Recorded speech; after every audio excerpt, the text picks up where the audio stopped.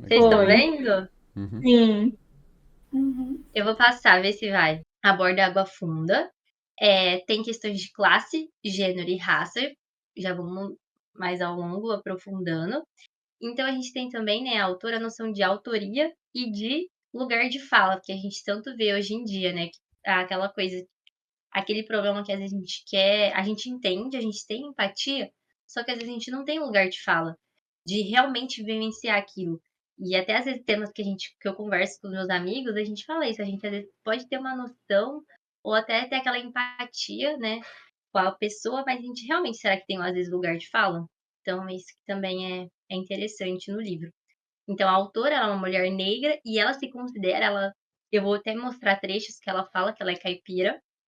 Então, às vezes, o que é legal do livro, não tem aquela caricatura que normalmente a gente vê. Então, ela mesma se considera caipira, ela vai colocar isso, né? Se pronunciar como sendo caipira, então por isso que eu coloquei as palavras, não é minha interpretação de outras pessoas, ela se considera. E a importância das crenças que a gente estava comentando, dos mitos e também do folclore brasileiro, que a gente vai ter presente. Eu não sei se na escola de vocês já estudaram, eu lembro que eu tinha uns livrinhos, tipo, da Mula Sem Cabeça, do Boto Cor-de-Rosa.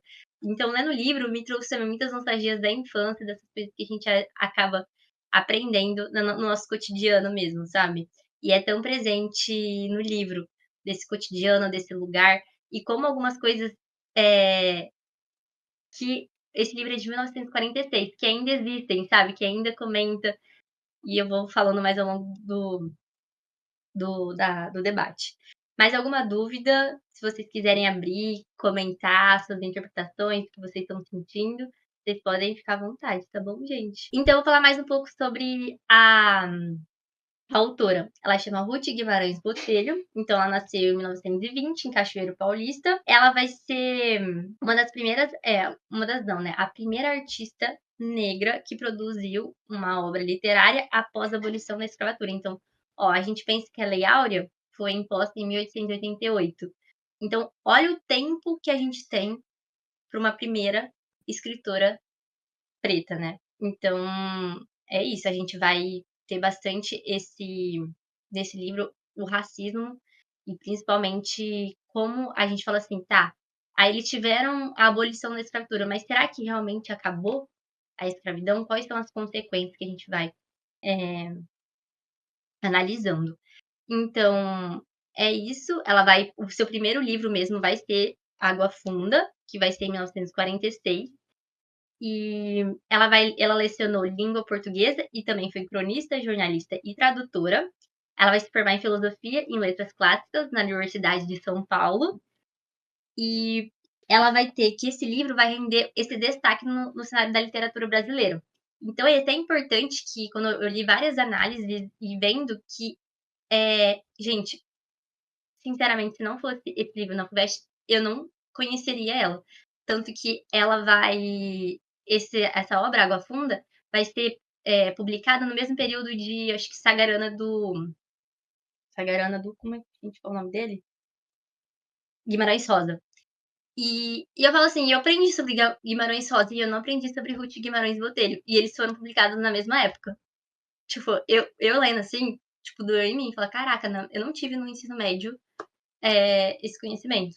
Então, eu acho que a FUVEST, colocando, acho que esse ano é o primeiro, é bastante importante e significativo para a gente estar pensando sobre isso. Aí, eu vou também trazer um pouco da infância da Ruth, porque quando a gente acaba estudando sobre a autora, a gente vê um pouco do que ela viveu no livro, que a gente fala do lugar de fala. Então, isso também é interessante.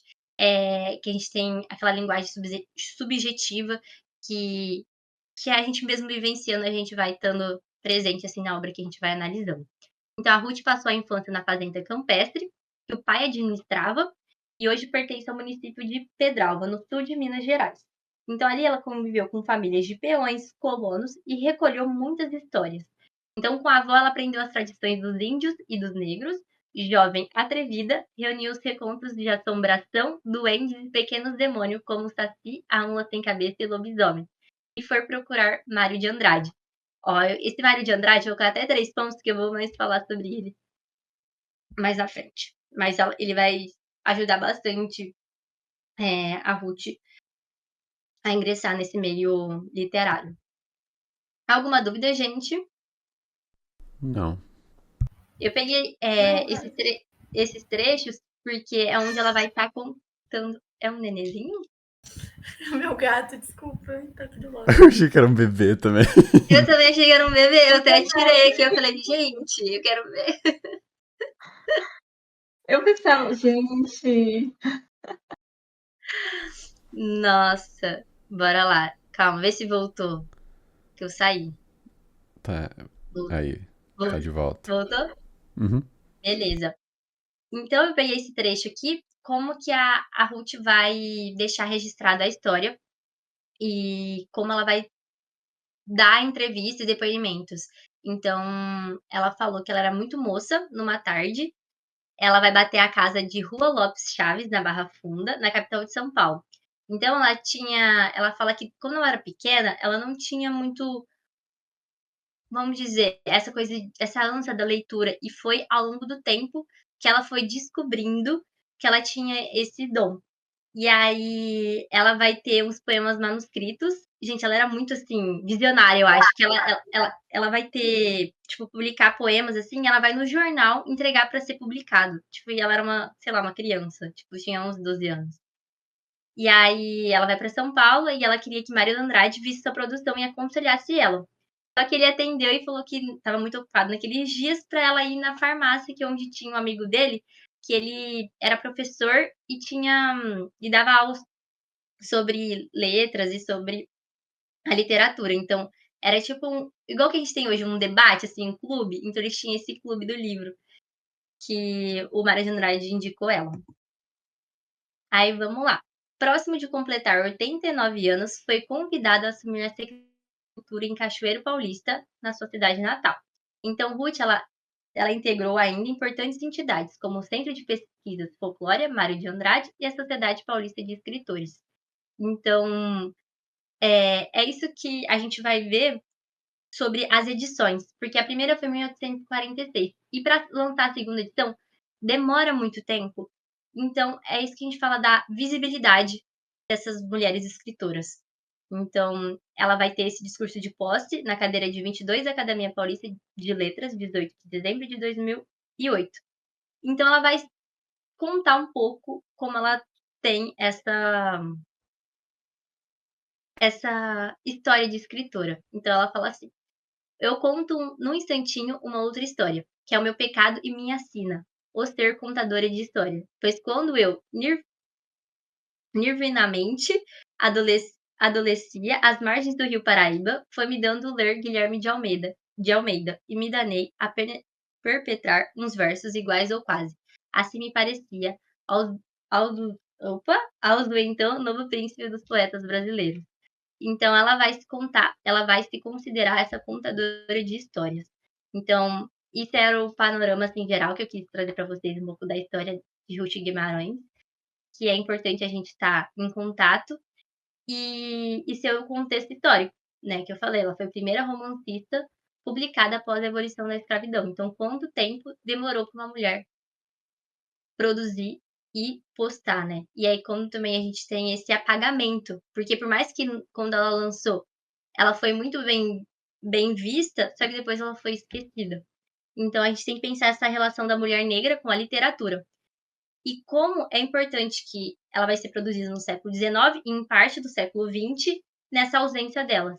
Porque a gente, às vezes, vai resgatar na literatura quem a gente tem maiores escritores? Homens brancos, na sua maioria, e como é a representação da mulher negra em personagens sem fala, sem autonomia, e a gente tem esses lugares de subalternidade e submissão. Então a gente tem que trazer essa posição que a mulher, ela vai ter o quê? Esse seu contexto, a sua história, da sua família e seu legado. Então, esse é a importância da obra da Água Funda. Então, a gente vai também ter presente no livro essas consequências da escravidão. Então, o que eu falei, né? A população negra recém-libertada, a monarquia vendia essa imagem como uma dádiva, esse presente. Então, gente, isso é muito problemático. Então, esse presente para vocês. Ó, agora vocês são livres, vão ser mais escravos. E apagando essa luta, a resistência e toda a violência e opressão que eles suportaram por trabalharem ao longo de séculos. Então, quando a gente tem que mais de 3 séculos eles vivendo daquela forma. Então, fato é que essa população não foi indenizada, tampouco integrada de verdade à sociedade, sendo relegada às margens da cidadania e da vida plena, com trabalho digno. Então, a gente tem o quê? Ele sendo negado, e a gente vai até ver o que vai acontecer, vamos dizer, essa falta de direito que eles não possuíam. Eles tinham o quê? A elite recebeu compensação do Estado, visto que eles não foram indenizados. Então, o que? Eles perderam seus escravizados no preço que eles recebiam e ela rompeu com a monarquia. Então, mesmo ela tendo essa compensação da monarquia, eles romperam e passou a defender o quê? Essa nova organização que vinha surgindo, a República. No qual essa mesma elite vai ser o quê? Detentora de capital político e ela poderia ter mais chances de mando e voz. Então, beleza, eles tiveram a liberdade, mas ela foi realmente efetiva? Bora lá. Então, a gente tem que os finais do Império e os primeiros anos da República foram marcados por uma política continuada de atração de imigrantes. E por que eles traziam imigrantes, principalmente os italianos, né? Que eles tinham a propaganda e negavam aos ex-escravizados trabalho, moradia e terra para produzir. A gente tem essa política, né, de atração de imigrantes do embranquecimento da população, que a gente até vem comentando, né, tem os quadros, então, que era essa política instaurada para embranquecer a população. Então, monarquistas contra republicanos entendia como uma forma de controlar possíveis revoltas negras, devido a gente tem a Revolução Haitiana, que foi essa rebelião generalizada de escravizados e libertos que sacudiu a então colônia francesa. Certo, gente? Então, eu tô trazendo esse contexto histórico porque a obra vai se passar nesse mesmo tempo, quando a gente tem ainda a escravidão e esse início da urbanização e industrialização, já após a abolição da escravatura, mas também essas pessoas pretas com trabalhos análogos ainda à escravidão, certo? Então, urbanização, industrialização e racismo. Então, a gente tem a industrialização no Brasil focava no café como principal produto de exportação, mas também se expandia para a indústria têxtil, maquinários e transportes, especialmente ferrovias. Então, a gente tem o que? Essa mão de obra crescia não só nas fábricas, mas também em setores como construção e comércio, devido à urbanização. E o que eu mais achei isso importante, a liberdade era negra. Então, a gente tem a abolição da escravidão. Eles estão libertos agora. Só que eles foram indenizados, eles foram inseridos no contexto, eles tinham um trabalho remunerado, eles tinham os direitos dele? Não. Só que então a liberdade era negra, só que a igualdade era branca, certo? Então esse é um ponto bastante importante que a gente está falando. Agora vamos para a obra literária. A gente tem o quê? Então, a Água Funda é a vida dos negros, é a vida na roça, a vida da fazenda. Então, a gente tem esse espaço por 2 tempos. Então, o primeiro tempo é o período da escravidão. Então, quando a gente tem esse período, essa mudança, e o período pós-abolição, que é essa modernização e a industrialização. Que aí a gente tem a região do Vale do Paraíba, esse mapinha que eu coloquei, porque eu sei que a FUVEST, às vezes, ela gosta dessas coisas de mapa, onde está localizado. Então, eu trouxe. Esse é o Vale do Paraíba, que tá vendo que é entre São Paulo e Minas Gerais. E vai ser um dos motores da cafeicultura, que vai impulsionar a economia dos primeiros anos da República. E também vai fomentar a industrialização. Então, a gente vai ter esses 2 períodos. Certo? Alguma dúvida? Não. Vou continuar aqui. Gostei dos E que a gente slides, vai- Rafa. Parabéns. Gostou? Você é muito inteligente. Ai, Eu também obrigada. gostei, ficou bem organizada. É porque igual eu falei, eu vi essa do meu professor, que ele era muito, tipo, mais sobre a obra, tipo, dos capítulos. E aí eu falei, nossa, mas não ia ficar uma coisa muito dinâmica, sabe? Eu ia só jogar um monte de informação pra vocês, sem trazer um contexto, sem trazer, sabe? Sim, eu te entendo. Tem que trazer um contexto histórico mesmo, tá certo. Uhum. Eu só queria falar, quando você estava falando, né, do contexto histórico, eu lembrei da questão do apadrinhamento. Depois que teve a abolição da escravidão, os donos da fazenda, eles diziam ser padrinhos dos ex-escravos, como uma forma dessas pessoas, né, que foram libertas, voltarem a trabalhar para eles, é claro, ganhando muito pouco, miséria, sendo um trabalho análogo à escravidão, e para essas pessoas também continuarem ligadas à fazenda, não serem inseridas totalmente na sociedade. Eu também lembrei da Guerra do Paraguai, que tinha o incentivo dos escravos lutarem na guerra para depois eles terem a alforria. Só que isso não aconteceu, eles continuaram escravos depois. Lembrei disso também. Nossa, ali, perfeita. A maioria Tipo, morreu, né? é realmente isso. Nossa, meu voz falhou agora. É realmente isso. Quando a gente vai trazendo esses temas, quando foi, sabe, negligente, foi uma população, sabe, simplesmente ignorada, sabe? Então a luta que eles passaram tem esse apagamento e ainda, sabe, é muito problemático. E a gente vê isso trazendo para os dias de hoje. Eu fico assim, às vezes, eu fico revoltada, gente, juro por Deus. Quando eu falo nesses temas, eu vejo assim, sabe? Nossa, eu fico muito revoltada. Porque, nossa, é uma falta de, não sei explicar. Não sei explicar, juro. Eu fico muito revoltada com esse E, tema. tipo assim, também essa questão da luta não foi feita, tipo, não foi uma conquista dessa população marginalizada. Foi, tipo, algo que o contexto pedia, a questão de você olhar para os escravos, mas não foi, tipo, não, a gente abolir a escravidão aqui por conta das condições de vida, trabalho, que são humanas. Não, a gente está olhando para eles em uma lógica, né, do início do capitalismo, enfim, indústria, pressão da Inglaterra, pressão dos outros países, pressão das próprias, de algumas elites, né, enfim, daqui. Então você vê que, além de ter sido dado de presente, como você falou, Rafa, não foi algo não foi uma luta, tipo, de fato, assim, daquele momento deles, assim, entendeu? Tipo, e a gente vê essas consequências agora, né?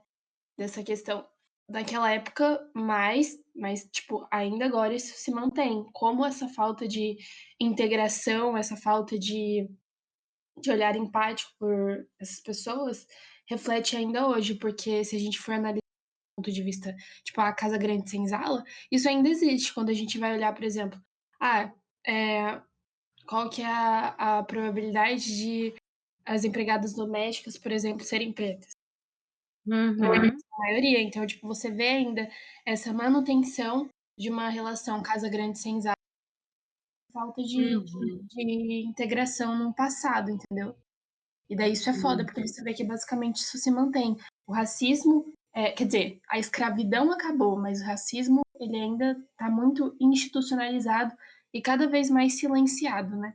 Então Justamente. a gente não vê um racismo escancarado, tipo, xingamento, até tem, né? Mas é menos. Só que eu acho que o racismo ele velado é muito mais é, contagioso e é o que faz é o que faz essa marginalização ainda se ter. Tipo, justamente de você pegar nos pequenos detalhes que você vê que muito que combater o racismo, ele de fato não só combater, mas ser antirracista.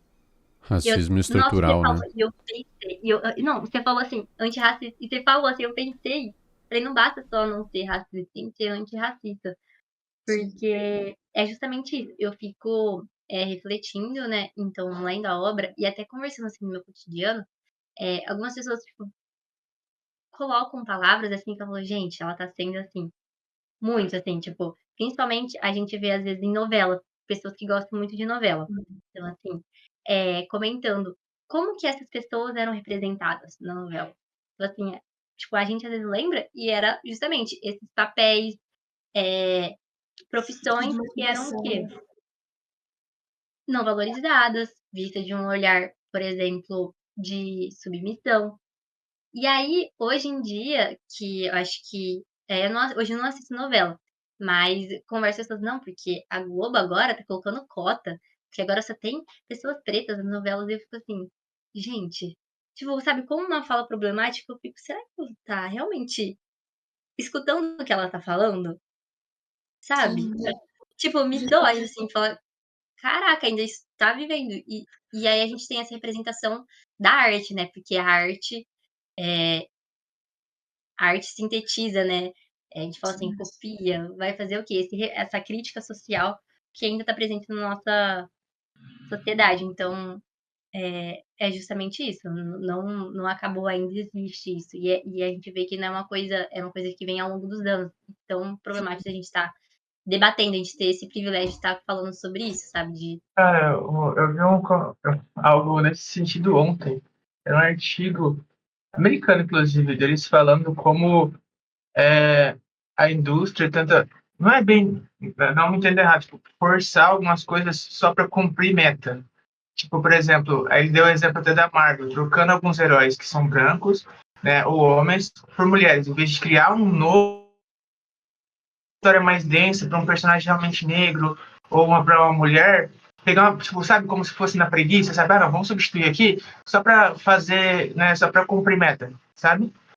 Em vez de realmente se esforçarem em algo para criar algo mais denso, fazer um personagem já com uma história, né? Como, por exemplo, um que foi muito bom, né, que é o Pantera Negra ali, que já, beleza.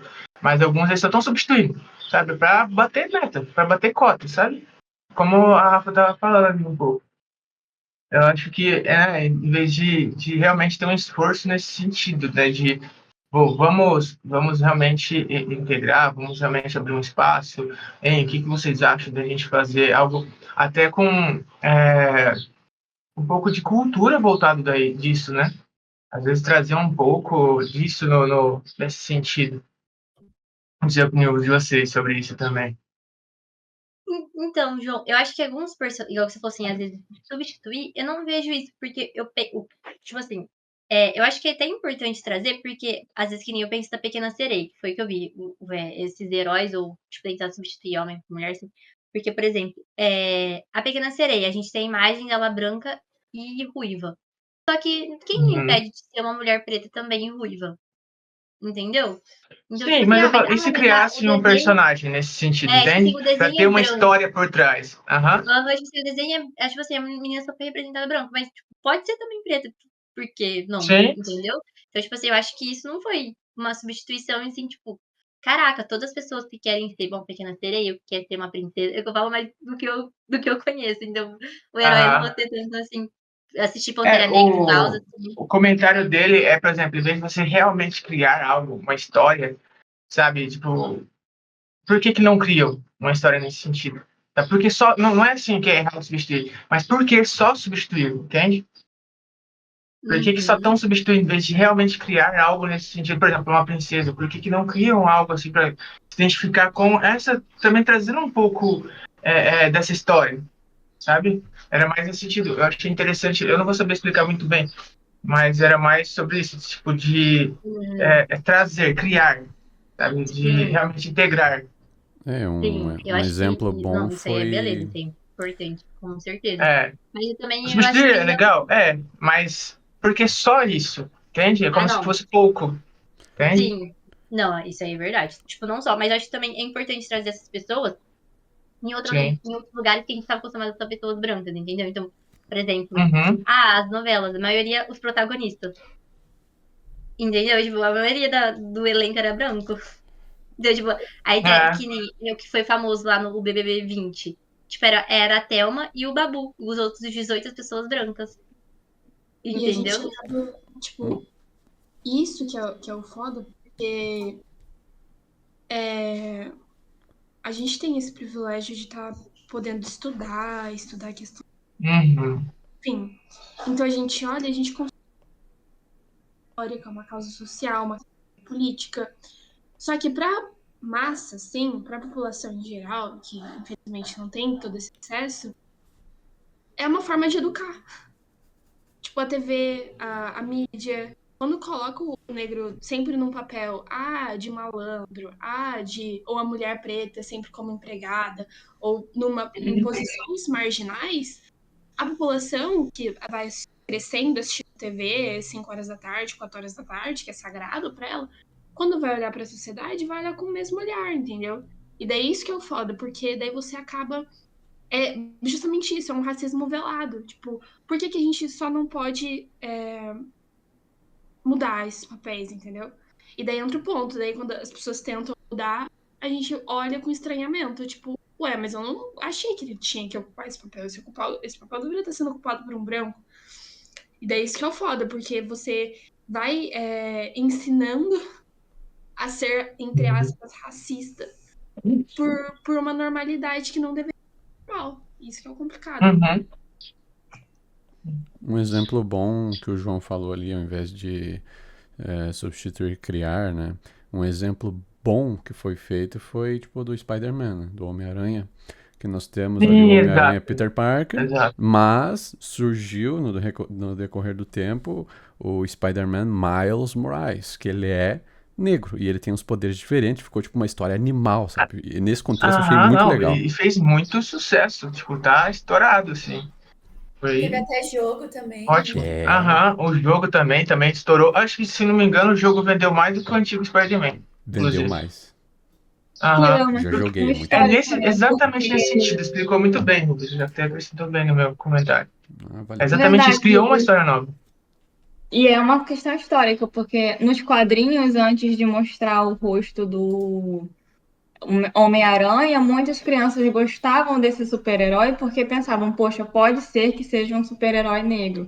Aí tinha toda essa expectativa. Eu acho que voltou, além dessa representatividade de agora, mas também voltou por conta desse negócio antigo, né?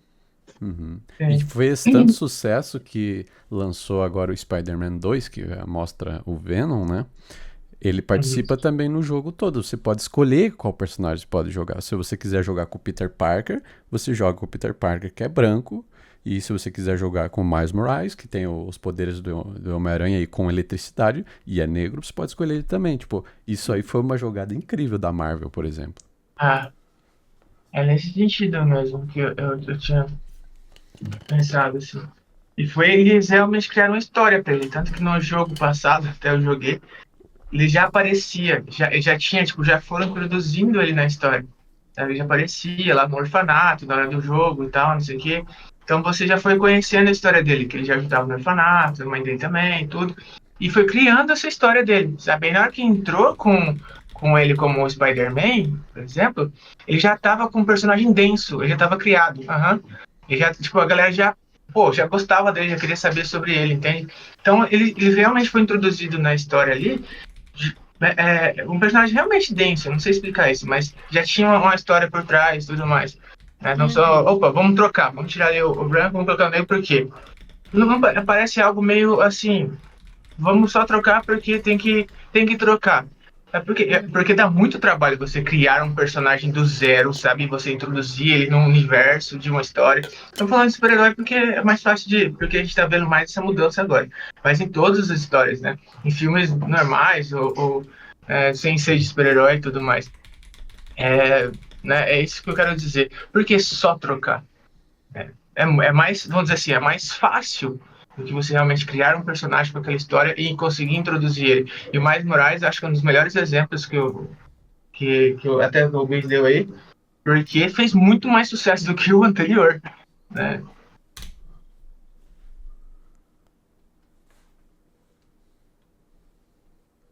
Exatamente, Giovanna, exatamente isso. Nossa, muito bom. Eu pensei também em alguns jogos, por exemplo, aquele jogo do Harry Potter que ficou super famoso. Você podia montar o seu próprio personagem, sabe? Não ficava Uhum. restrito aos protagonistas da saga. Então, se você é uma criança preta que quer tá dentro do jogo, sabe? Com as suas aparências físicas, você podia criar o seu personagem do jeito que você é. Eu achei isso muito Uhum. legal também. Até porque eu joguei com um amigo, meu amigo é preto. E aí ele fez o personagem dele lá muito bonitinho, igual a ele, ficou muito da hora. Então, eu Cara, gostei, sabe? Dessa Uhum. parte. Rapidinho, gente, só porque eu citei ali no chat da questão do apito de cachorro, é um termo muito legal que vocês podem citar até em redação.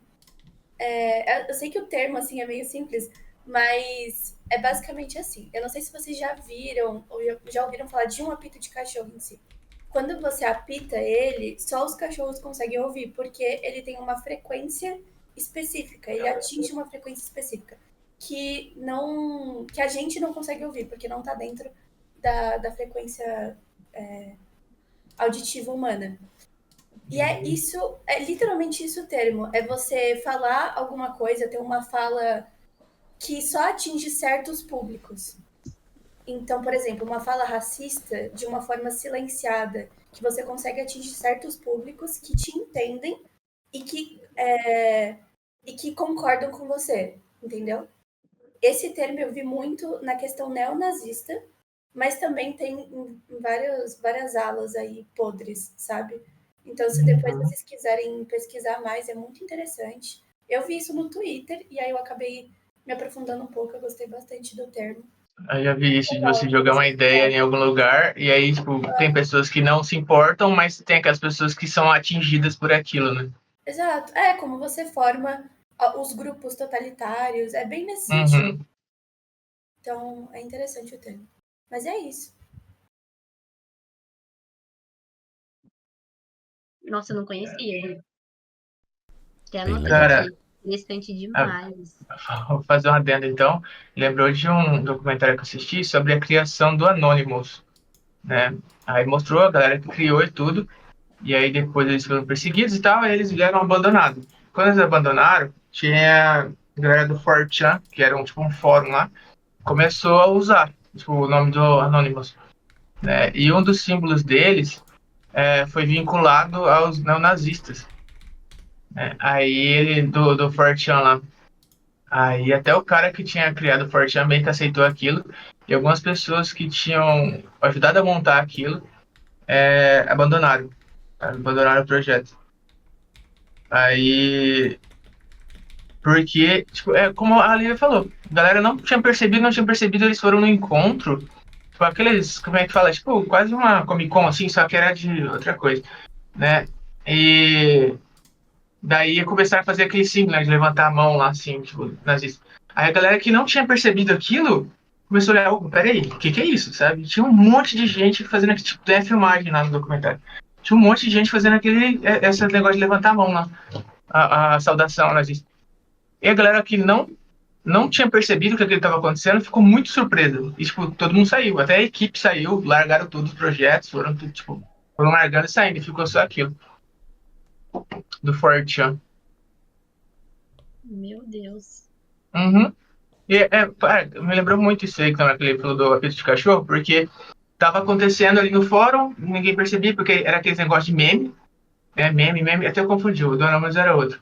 Era negócio de meme, criação de meme, e tinha alguns memes que faziam essa relação, só que ninguém percebia que tava fazendo relação com o nazismo. Eu vou lembrar aqui o nome do comentário, eu passo pra vocês. Então, isso que é importante do conhecimento, né? Eu vi o símbolo do nazismo, só que eu não conhecia, né? E eu falei, é um símbolo qualquer. E, tipo, só que antes de conhecer, antes de estudar, tipo, eu tinha, sei lá, 12, 13 anos, eu achava que era um símbolo, assim, normal. E aí, quando, tipo, eu desenhei, aí eu estudei, aí eu falei, meu Deus, tipo, e eu achava que era, sei lá, um símbolo, sei lá, sobre alguma organização e tal, mas eu não tinha conhecimento do que aquilo significava. E aí, quando eu estudei, eu falei, como é importante o conhecimento. Porque às vezes a gente reproduz sem nem conhecer. Tipo, eu achei essa coisa legal. Mas o que ela significa? Eu tinha, sei lá, 12, 13 anos. Não, 12 anos. E aí, quando eu vi assim, eu falei, meu Deus, eu acho que eu assistia. Era algum desenho que passava esse símbolo. E eu achava que era tipo uma organização, assim, tipo, só militar.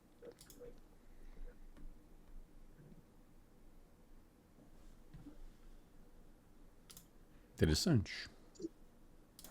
Nossa, não, depois que eu descobri, eu falei, meu Deus, é muito mais sério, tipo, que a gente imagina.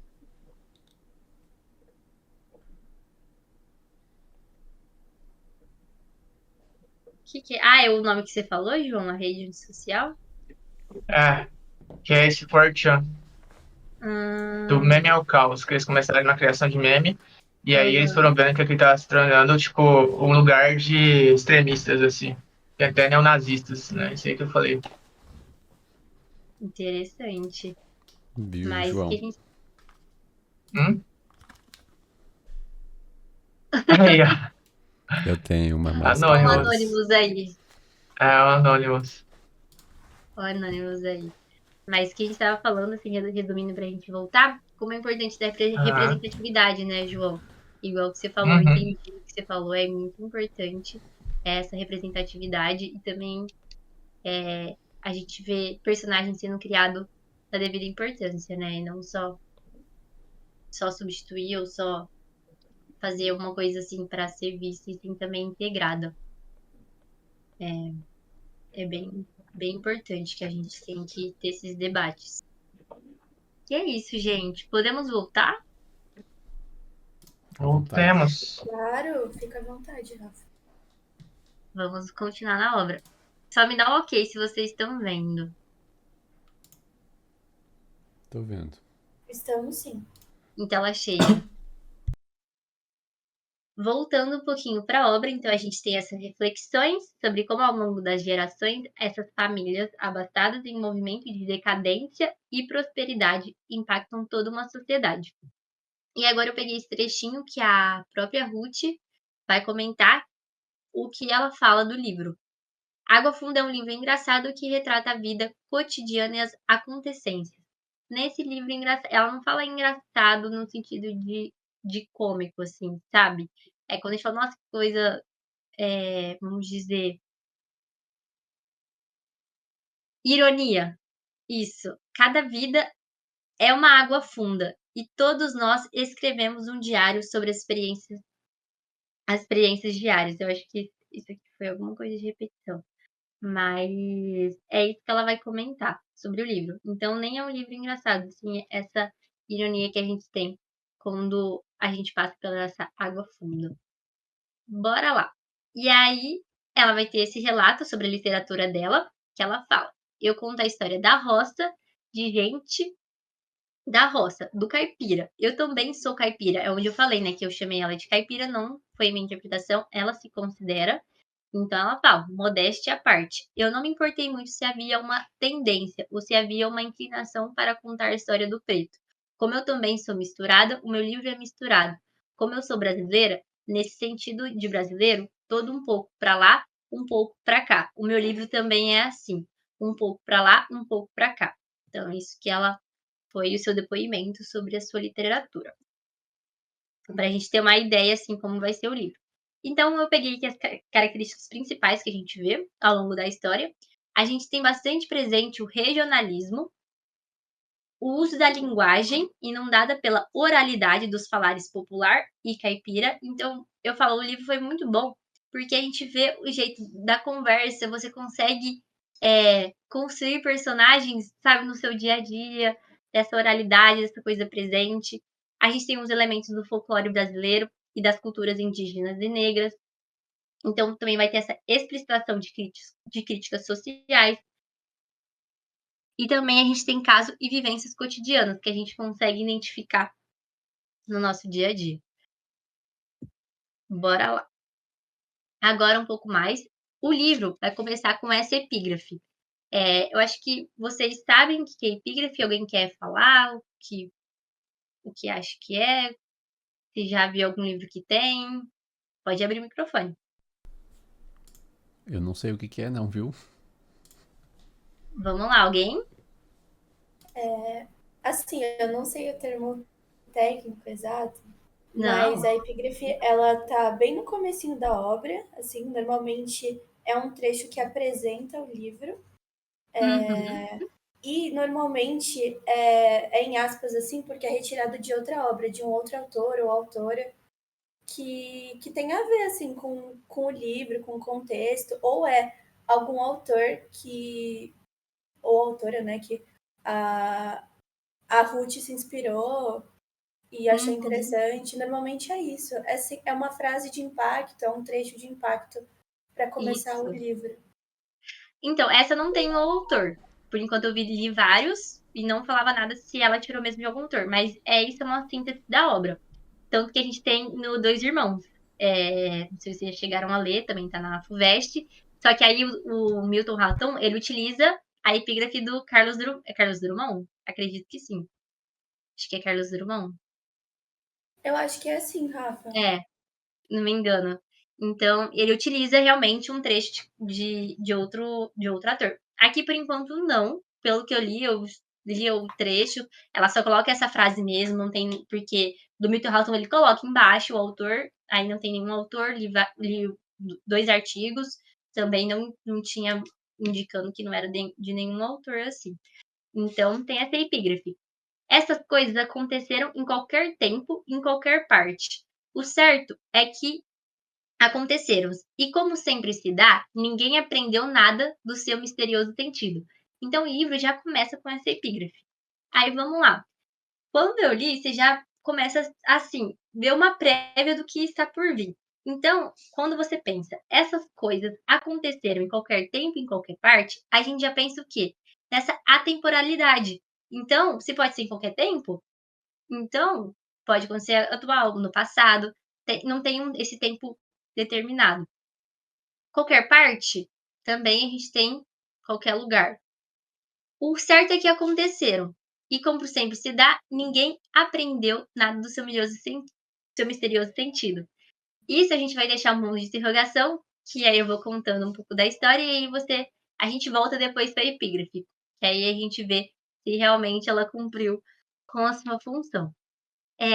Agora então, o que vai ser importante da obra Água Funda? A gente vai ter 2 narrativas, que elas vão estar interligadas. A primeira, que começa com a Sinhá Carolina, ela é dona da fazenda Nossa Senhora dos Olhos d'Água, e a outra narrativa, né, que é a outra parte, é o Joca e a Curiango, que vão ser trabalhadores da fazenda. Só que a gente tem que pensar que são 2 tempos diferentes. Então, uma narrativa vai abranger o século XIX, em um Brasil escravagista, e os anos 1930, que a gente tem o Brasil já republicano com a abolição da escravidão. Então a gente tem essa linguagem caipira, que a Ruth vai retratar, a cultura popular brasileira, e a gente tem elementos de um realismo fantástico, que vai, queira ou não, acabar conquistando a gente e essa voz narrativa. Ô, Rafa, Pode falar. o Joca e o Curiango, é isso? São 2 homens? Não, Curianga é uma mulher, mas é um apelido que a gente não sabe o nome. Joca é um homem, que a gente depois, ao longo do tempo, a gente vai descobrir o nome dele, que eu vou contar como que a gente descobre o nome dele. E Curianga é uma mulher. Mas, assim, né, eu falo infelizmente, não tem casais homoafetivos aqui. É triste. Mas é isso. A gente vai ver uma relação bem machista e patriarcal, sabe? Submissão da mulher. Bora lá. Então, vamos a aspectos gerais da obra, tempo e espaço da narrativa. Então, eu peguei aqui um trecho. Quando chove chuva forte, a água fica suja, fica por pouco tempo.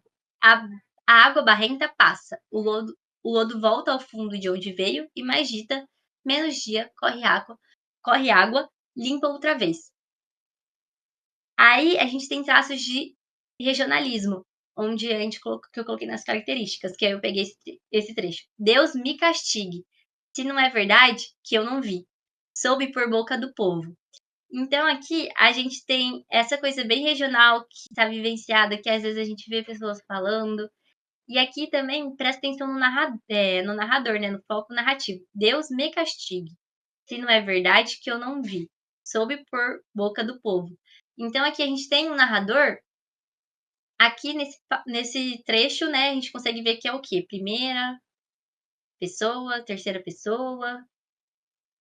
Qual o narrador aqui pelo esse trecho a gente consegue observar? Se quiser abrir o microfone. A primeira pessoa. Uhum.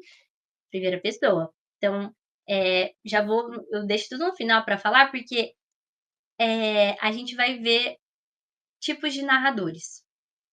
Deixei aqui só uma síntese mesmo, mas depois eu já explico. Bora lá. Agora o enredo.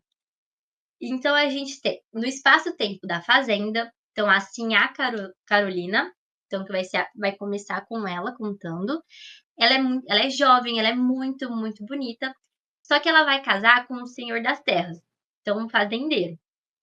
E só que ela não vai casar por um amor, ela vai casar por dizer, não é interesse? É, interesse, que ele é dono de terras, né, aquela coisa que faz segurança, enfim. E ela vai se estabelecer nessa classe social abastada, que vai ser o fruto da realidade social da exploração da mão de obra escravizada.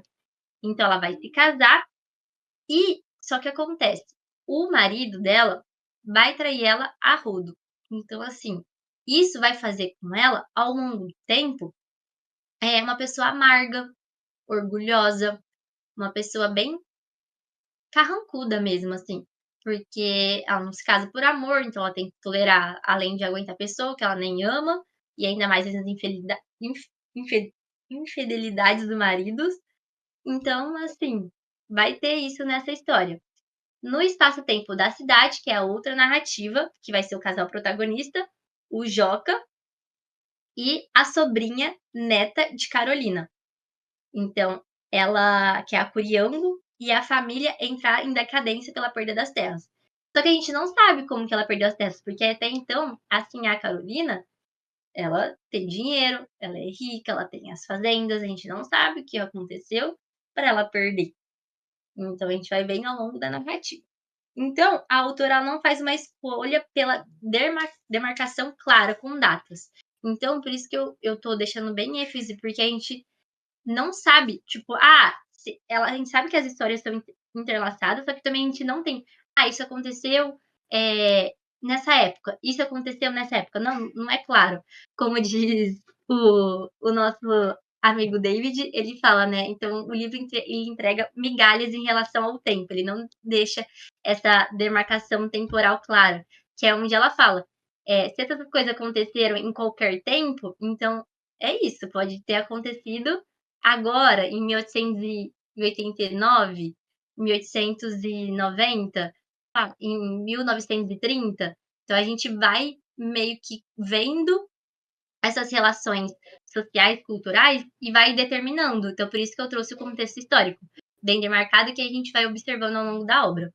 Certo, gente? Alguma dúvida? Rafa, mas assim, então meio que o livro vai com duas histórias paralelas, é isso? Interligadas. Só que daí Uhum. a menina, que é Ixi, travou pra mim. a menina que é Curiango, não lembro. A Curiango. Ela é sobrinha neta da Sinha Carolina. A gente já... Sobrinha neta. Uhum. Eu não sei nem que parentesco é isso, mas Eu já... um pouco... Ela, o irmão da Sinha Carolina teve uma neta, entendeu? O irmão dela, tá. da Sinha Carolina, tem uma neta. Então, ela é sobrinha, porque ela é neta do irmão. Tia-avó, isso. Entendi. Isso. Água de migalhas. Não, gente, porque Ô, Rafa, principalmente em relação ao tempo. Você tem que tomar muita atenção. Esse é um livro que você não pode ler se você desfocar. Você tem que prestar muita atenção. Porque nos primeiros 4 capítulos, ele conta a história da Sinhá Carolina. Aí depois, eu acho que é no 5º capítulo, isso, que já começa a história do Jó. E também todas as suas relações e outros personagens. Pode falar, Li. Desculpa, é porque deu uma travada e eu te interrompi. Imagina, só queria dizer isso. que eu tô sentindo uma vibe Casa Velha, sabe? Porque se passa no mesmo contexto e tem essa questão da família, vai ter polêmica, que eu já tô prevendo aqui. Então, parece. Então, eu tô gostando muito, eu tô bem envolvida aqui. Porque eu não vi nada sobre o livro. Então, eu tô vendo agora. E, nossa, eu tô gostando muito. Não, eu gostei. Tipo, gostei demais. E foi muito assim, eu li o livro sem ler resenhas, tipo assim, me descobrindo com a obra mesmo. Então, tipo, teve momentos que eu fiquei notando, tipo, gente, tá confuso aqui. Aí eu vi notando, tipo, tá, que tempo que é esse? Tipo, quem são essas pessoas? Qual que é a interligação? E aí eu fui lendo, assim, aí foi fazendo sentido e eu fui voltando. E aí eu terminei de ler o livro. E aí depois eu comecei a ler a análise. Aí eu falei, aí eu fui voltando. Então, coisas que ficou com ponta solta pra mim, eu fui estudando e fui pesquisando. E aí começou a fazer sentido. Então é isso, né? Tipo, o livro não vai deixar tudo mastigadinho, vai entregar um pouco de migalhas em relação ao tempo e as conexões, assim, você vai construindo mesmo. Ah, obrigada, gente. Às vezes eu tenho erros de dicção, né? Às vezes eu quero falar muito rápido e dar esses erros. Meu cérebro pensa muito rápido, eu quero tentar falar o que eu penso, mas é isso. Bora lá, gente, voltando. Então, continuando aqui, deixa eu ver onde que eu parei. Então, como a gente vai ter essa identificação? Então, a gente tem os aspectos históricos. Por isso que eu trouxe o contexto, porque a gente, quando eles são narrados, a gente vai observando. Então, a gente tem o espaço da fazenda, nos tempos da escravidão, o espaço da usina, que vai ter o da usina onde eles vão trabalhar, onde já tem o Joca, né? Ele vai trabalhar numa usina. Então, isso a gente já começa a ver. Então, pô, ali a gente tá vendo já a fazenda, um período escravocrata. Aqui, industrialização, o Joca trabalhando na indústria. Então, a gente já vê se integrando esse cenário da industrialização. Aí, as mudanças temporais, como no caso das personagens Sinhá, Carolina e Joca, são desconfiguradas. Sendo assim, a gente vai observar mesmo nesse âmbito social. Bora lá. Então, a gente tem a primeira parte. A fazenda escravocrata. Assim, a Carolina vai se casar com o senhor de engenho. E aí, vai acontecer o quê? Essa infidelidade do marido, né, que eu já comentei, vai fazer que ela tenha o quê? Esse silêncio ao longo da vida. Então, ela meio que assim, quando as pessoas casam, né, a gente vê isso. Então, o que Deus uniu, ninguém separa. Então, se ela casou, ela teve uma festa assim. A festa, tanto que no livro ele conta, foi uma semana de festa que ela teve. Pois é, ela teve uma semana de festa, então família, os pais. Então, quando ela não vai casar por amor, e ela vai ter que sofrer com esse silêncio do marido infiel. E ao longo da vida ela vai sendo essa pessoa autoritária, soberba, então assim, meio que maltratando eles chamam de capataz, as pessoas que trabalham, e então vai acontecer isso, ela vai se tornar uma pessoa bem carrancuda mesmo. Aí ela vai ter uma filha, com o seu marido, e aí ele começa a mudar quando eles têm a filha. Só que, imagina, ao longo dos anos ele tinha sido infiel, ele traía. E a gente vê também que não era só o marido dela que traía ela. A gente tem o pai dele fazendo e o avô. Então, aquela sociedade bem machista, estrutural, patriarcal. Então, você, não é culpa dele, sabe? É culpa do gene dele. Não, porque o pai é assim, o avô é assim. Então, por isso que ele se tornou essa pessoa. Só que aí ele tenta mudar quando ela tem a filha, só que ela já, tipo, não tá mais, tipo, não tá mais, como vamos dizer, querendo essa atenção que ele acaba dando pra ela quando ela tem a filha. E que foi meio esse silêncio ao longo dos anos que ela veio sofrendo. E aí ele vai falecer, ele vai morrer cedo, e ela vai se tornar viúva. E ela vai começar a se dedicar à filha Gertrudes. Só que desde muito nova a gente começa a ver da filha dela tendo traços bem parecidos com a mãe. E aí que eu peguei um trecho da página 18 para a gente ver esse ambiente do engenho, né? Como que ela vai descrever. Então, o engenho é do mesmo tempo da escravatura. Então, isso a gente já começa a ver, tá vendo? Isso a gente já vê o tempo. Escravatura, tá? A gente tá pensando, tá numa fazenda. Seu Pedro Gomes, o morador mais antigo do lugar. Ainda se lembra quando o paiol, perto da Casa Grande, era senzala. Antes disso, era só um rancho de tropa na Baixada e mato virgem subindo o morro. A Casa Grande, pode-se dizer que é de ontem. Tem pouco mais de 100 anos e ainda dura outros 100. Não adianta. Alguma coisa continua triste. Não há sol que espante os pensamentos da gente, num lugar vazio assim. Dizem que esta casa é assombrada por causa do terreirão, onde os negros morriam debaixo do açoite. Então esse é um trecho que a gente já começa a ver e como vai ser contado a história e como ela vai ser ambientalizada. E quando ela fala desse aqui, ó, dizem que essa casa é assombrada por causa do terreirão, onde os negros morriam debaixo do açoite. A gente vê também essa coisa do mito, da coisa folclórica, e também, quando ela leu essa parte, me remeteu o Romanceiro da Inconfidência, que a Cecília, ela vai criar, né, vai ser a inspiração dela, que ela fala dos fantasmas que viviam em Ouro Preto. Então, a gente tem essa relação.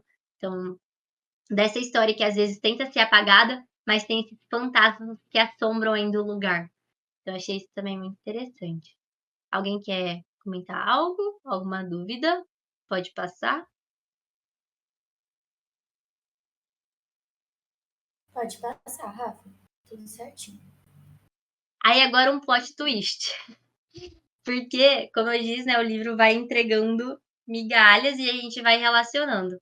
E aí, nesse meio tempo, que a gente tem a filha assim, a Carolina, a Gertrude, ela vai repetir os passos da mãe. Ela vai se apaixonar pelo filho do capataz e fugir com ele.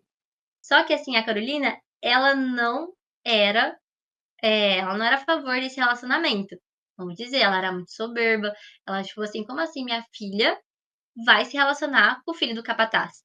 E a gente vê aqui no trecho que até a mãe da Sinhá Carolina era a favor desse relacionamento, porque eles se amavam, eles se gostavam. Só que a Sinhá não dava a mão. Ela era contra, e quando a Gertrudes ia visitar a avó, para se encontrar com o filho do capataz, a mãe ficava doida. Então, a gente vê que ela vai ser viúva e abandonada pela família, porque a filha vai acabar fugindo com o filho do capataz. E ela vai acabar. Esse filho do capataz, ela vai também acabar mandando embora o pai, porque como ela não era a favor do relacionamento, ela vai acabando expulsando o pai também da fazenda. E ela vai ter o quê? Ela vai fazer ela vai começar a procurar novas pessoas para trabalhar na fazenda. E aí vai vir um alemão que ele não falava muito bem português. Então é engraçado assim no livro que ele fala um português meio enrolado e ele fala assim, porque esses brasileiros não trabalham direito, assim, sabe? Tipo, meio aquela soberba do imigrante, sabe? A gente tem isso, e aí ele vai começar a falar isso, tipo, não, porque eles não trabalham certo, eles não trabalham, e ela vai expulsar ele. Aí ela vai encontrar nesse novo capataz e vai fazer o seu novo marido. E aí, quando ela vai tornar esse novo capataz e vai tornar ele marido, ela começa. Dá pra ver que ela começa a se abrir mais um pouco, porque ela era muito fechada, muito carrancuda. E aí, quando ela começa a gostar desse capataz e começa a se relacionar, me diz: cuidado, ele tá por interesse. E ela não escuta ninguém. Ela não escuta ninguém. E acontece que ela vai vender a fazenda e vai mudar com esse seu novo marido para outro lugar. Só que, quando elas estão na estação, ele vai abandonar ela e deixar ela ali sem nada. Sem mala, com todo o dinheiro. E aí, onde a gente tem essa transição da narrativa. Que aí a Carolina, ela tá lá nesse trem e ela fica esperando ele. E aí falou assim, você não viu um rapaz alto e tal, que foi pegar as passagens do trem? E aí o moço lá da ferrovia, que trabalha ali na venda de passaporte, falou assim, ele comprou e ele foi embora. Ele pegou o trem. Aí ela, não, mas como assim? E ela não acredita nisso, ela fica relutando. E não, ele comprou, levou as malas, tudo. E aí ela começa a cair a ficha que ela foi abandonada. E ela começa a chorar. E eles, não, mas onde que você mora? Volta para onde você morou. E ela falou assim, não, eu não posso voltar. Porque ela tinha o orgulho dela. Então tem essa transição dela. Que ela não vai dar o braço a torcer, ela não vai querer voltar de onde ela veio. Que ela não vai querer mostrar essa vergonha que ela foi abandonada pelo seu marido, que trabalhava para ela e, enfim, roubou tudo. Tudo que ela tinha, todo o dinheiro que ela tinha, não tem mais fazenda, que ela tinha vendido para se mudar com ele. Então a gente tem essa transição. Ela vai evitar retornar à fazenda e ela vai se afundar nessa loucura e nesse esquecimento. E aí é o plot, porque ela vai ser nessa outra narrativa que a gente tem do Joca, a gente vê uma mendiga que chama Choquinha. Só que a gente não sabe, a gente fala assim: a Choquinha é uma mendiga de olhos d'água dessa fazenda, que ela já tá mais velha, porque já se passaram um tempo. E aí, no final, assim, do capítulo, acho que no capítulo 14, capítulo 15, os dois últimos, porque tem 15 capítulos só, a gente descobre que a Choquinha era a Sinhá Carolina. Então, depois desse abandono, ela vira a mendiga de olhos d'água. Nossa, adorei. Que plot twist do caralho. Sim, aí eu falei, gente, foi o plot twist. Aí eu trouxe a frase que vai ser comentada no trecho. Então, a gente passa nessa vida como canoa em água funda. Passa. A água bolle um pouco e depois não fica mais nada. Ruth Guimarães. Então, essa é a nossa primeira parte, né? Primeira narrativa. E aí eu trouxe a água. Então, a água é esse elemento central, tanto que é o título do livro. E a gente tem o quê? Ela vai se desenrolar na fazenda da Nossa Senhora dos Olhos d'Água. E essa comunidade rural, ela vai ser também situada na Serra da Mantiqueira. E a gente diversos ditos populares e superstições. Porque a superstição vai ser que a praga chegou nesse território. Então a gente vai ver, a praga pegou em Sinhá Carolina. A praga vai pegar em outro personagem, que a gente já vai ver. Então a água está sempre integrada nessas superstições e nessa relação. Então, a gente tem essa simbologia que vai ser presente da natureza. Então, a gente vê até uma personagem que ela vai ser utilizada para descrever ela com elementos da natureza. Então, a gente vê esse ambiente também não urbanizado. Então, Água Funda. O que vai ser o título central de Água Funda? Qual que é essa ideia? A gente tem o quê? Que apesar dessas diversidades, a vida vai sempre retornar a um estado de normalidade. Apesar dos contratempos, das crises que as pessoas vão enfrentar, ela vai voltar a ser como era antes. Então, a gente pode também relacionar aos problemas sociais. Então, como a água funda. Então, por exemplo, o racismo que a gente falou, ele existe. Ele é tratado? Ele é normalizado? Ele é resolvido? Então ele é uma água funda? Vamos deixar essa pergunta por aí. Bora lá. Então, eu peguei esse trecho, né, que ela fala. Então, é nessa página. Tudo ficou como dantes. Foi o mesmo que Sinhá nunca tivesse existido, né? Que foi a Sinhá Carolina. A gente passa nessa... Aí onde tem o trecho no livro. A gente passa nessa vida como canoa em água funda. Passa. A água vai bulir um pouquinho e depois não fica mais nada. E quando alguém mexe com varejão no lodo e turva a correnteza, isso também não tem importância. Água vem, água vai, fica tudo no mesmo outra vez. Então é nesse trecho que vai passar essa frase. Agora vamos para a segunda parte, que é a cidade industrial. Então, a gente já tem na segunda parte do romance, a fazenda Olhos d'Água vai se transformar. Só que ainda ela vai ser esse elo de tempo e espaço dessas duas narrativas, que vão se interligando. Depois da venda da fazenda, a gente tem a empresa, que é onde o espaço se torna uma usina de beneficiamento de cana-de-açúcar. A vida dos moradores da região coloca um novo foco narrativo nessa vida urbana de uma cidade em processo ainda de industrialização. Então, a gente às vezes vê ainda uma cidade rural, mas ainda com elementos industriais. A usina muda não apenas a vida das pessoas naquele lugar, mas também a vida da cidade.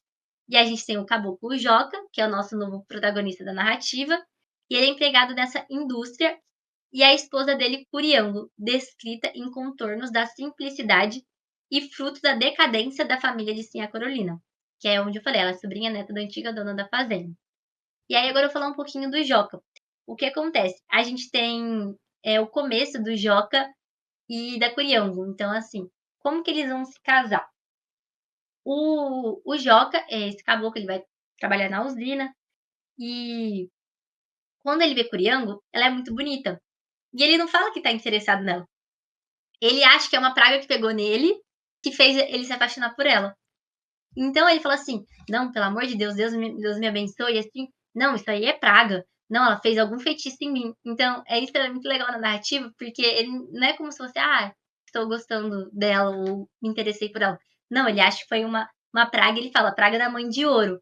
Quem que é essa mãe de ouro? Não sei se vocês já conhecem essa lenda, mas ele fala assim, não, porque a mãe de ouro é alguma praga que me fez gostar de Curiango. Então ele tenta, no começo, lutar contra esse sentimento com ela, com a Curiango.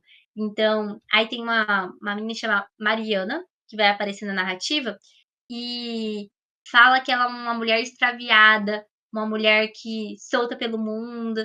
Então a gente já percebe que assim, tá, a Mariana então vai ser o quê? É uma mulher.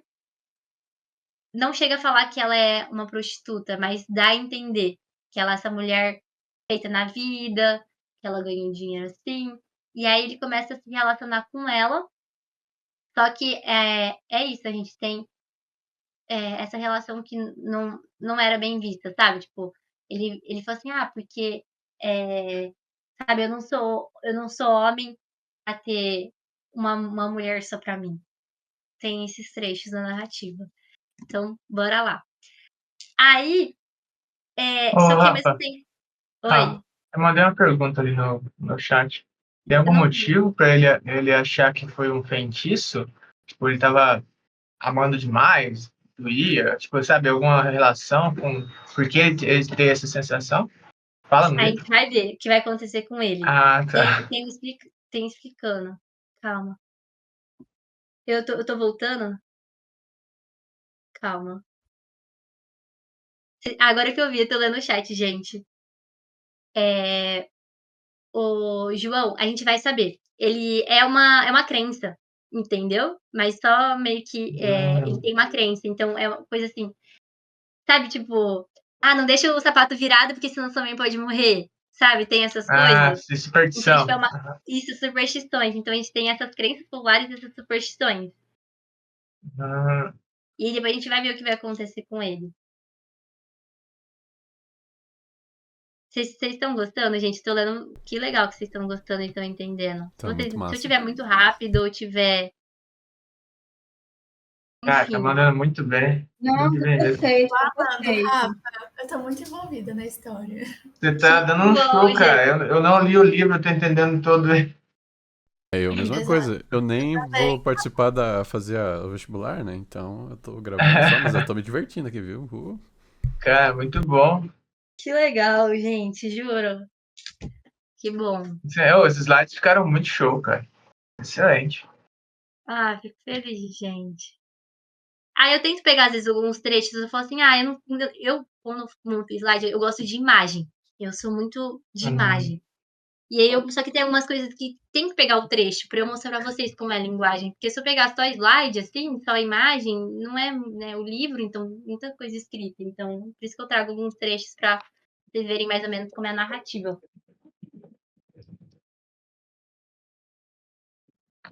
Mas eu prometo que tá acabando. Ah, Mas que bom que vocês estão gostando. E até, tipo, a pergunta, isso é muito legal, porque, tipo, por que será que ele tem isso? Então, tô gostando demais.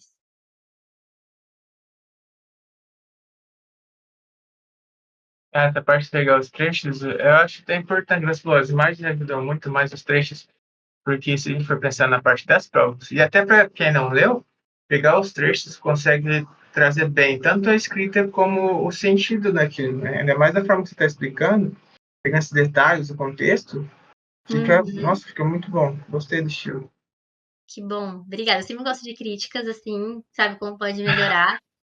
E é isso, adoro feedback. Obrigadão, João. Ah, tá. Vamos lá continuar. É porque eu trouxe alguns trechos e aí eu vou explicando, porque se eu trazer a explicação, aí eu falo assim, aí ia ficar muito slide, isso que deu bastante slide.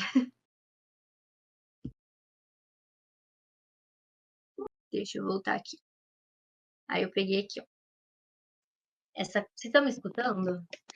Sim. Sim, normal. Muito bem. Tá, beleza. Aí aqui eu peguei um pouquinho da construção da narrativa. Então, como vai ser descrita Curiango? Curiango era uma rosinha todo ano. Aqui eu não sei, depois, ó, figura de linguagem. Nota aí, depois vamos ver quais são as figuras de linguagem que vocês observaram nos trechos. O Joca pegou a gostar dela. E no comecinho, quando ainda nem sabia que estava gostando, falava que Curiango tinha candonga. Tinha candonga na gala. Tinha candonga naquele corpo com jeito de água corrente, ó, a água, virando curva em remanso sereno, ou de cobra que se balanceia para dar bote. Então o Joca se apaixona por Curiango ao conhecê-la em uma festa de família e a descreve a partir dos elementos da natureza, o que nos faz retomar a importância desses elementos na construção narrativa. Bora lá. Aqui, o que acontece?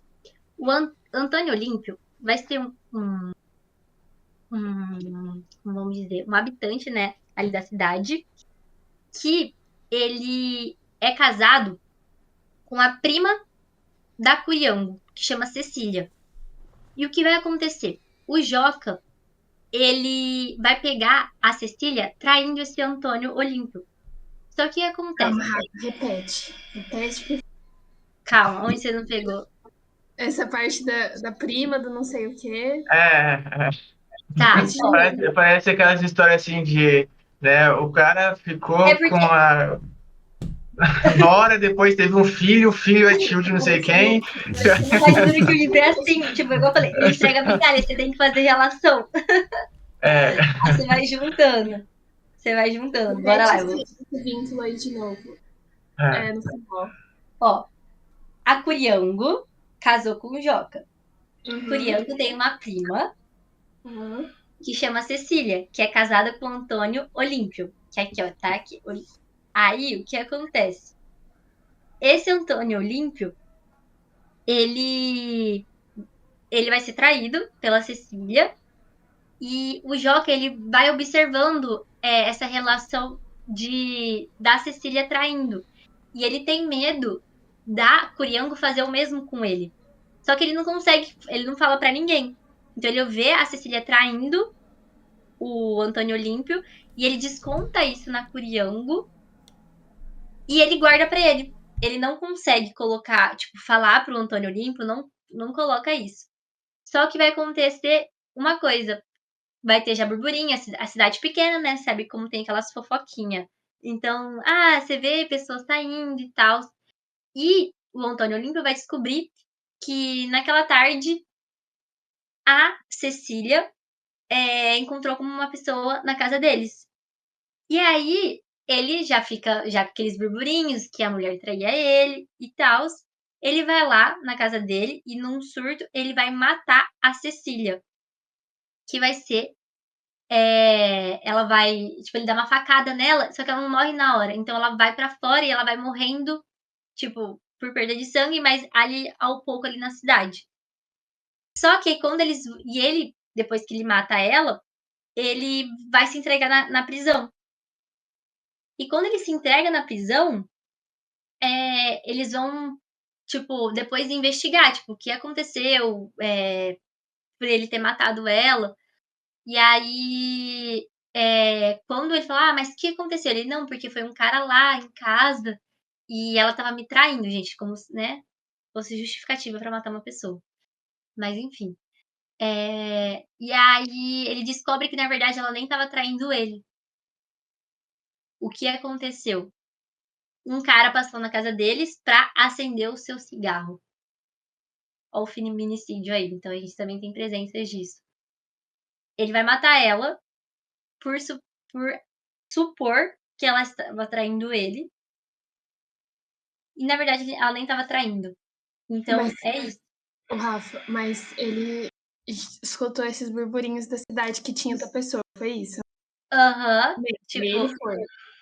Tipo, nossa, por exemplo, ele tava indo trabalhar, né? E aí, então, por exemplo, saindo lá na cidade, e aí eles falam assim: você viu que a fulaninho lá passou na casa da Cecília? Você viu? Foi uma pessoa lá na sua casa hoje à tarde, um homem. Então, é isso, sabe? Tem Entendi. frases assim, só isso. E aí, nisso, já vai ele lá na casa... ele já entrando, assim, com olho de raiva, assim. E ele vai lá e enfia uma faca nela. E é muito rápido. Tipo, acontece isso, não tem tempo, assim, nem é uma coisa bem... Sabe? São acontecimentos. E aí, ele vai lá e mata ela e vai parar na cadeia. E aí, foi isso. Acontece desse jeito. E aí, quando eles vão investigar, acontece que, na verdade, ela nem estava traindo ele. E é um dos trechos. Então, fala assim, a Cecília, Mas ela ela traía, né? Hã? Esse é o ponto. Mas ela Então, traía, né? Esse é o ponto. Não então, sabia. esse é o ponto. Tipo, é certeza? Não. Porque são falas, tipo, o narrador mesmo fala, se é realmente isso, eu não sei. Mas que tinha essa conversa, o narrador próprio fala isso pra você. Então, tipo, se realmente traía, o próprio narrador, tipo, ó, não sei, eu tô tentando em busca da verdade. Entendeu? Porque o narrador, ele é muito interessante, porque ele é ambíguo. Ele dá pra ver que na narrativa, ele quer contar os relatos verdadeiros. Só que ele vai pegando trechos e vai contando. Só que ele mesmo fala assim, ó, se isso realmente, de fato, é comprovado, não posso falar. Mas que são coisas que rolam, que acontecem, isso eu tenho. Entendeu? Então, o narrador, ele tenta passar essa coisa verídica, de dar esse tom. Mas se realmente aconteceu, aí sim, mas acredita sim que ela traía ele. Mas que, na verdade, naquele dia ela não estava traindo. Mas deixa suposições. Alguma dúvida? Tudo certo.